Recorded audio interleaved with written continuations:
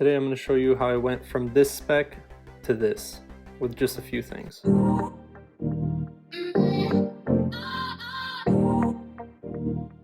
Welcome back to Lost Digit. So I'm just going to show you the few things that I did to get the car looking like this. The first was I clay barred the entire paint, so I just removed that layer of buildup just to get the paint looking nice again. The other thing I did was I got these tailpipes from Amazon, so the quad exhaust look was easy with just one bolt. I did a debadge using fishing wire and Goo Gone, very easy.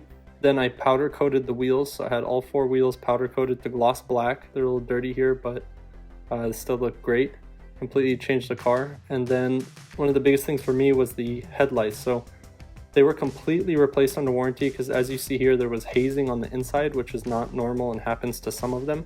So thankfully the dealer here took it upon themselves to change these. They are $1,600 or more per headlight, not including labor. So that could have easily been a $4,000 or $5,000 thing right there. And they changed it under warranty, so that was great. Aside from that, there was the tints, so tinted the front windows as well, and it kind of brought the whole car together. So just with those few things, I'll put links below, but it's completely transformed the car. Hope you enjoyed this and see you in the next one.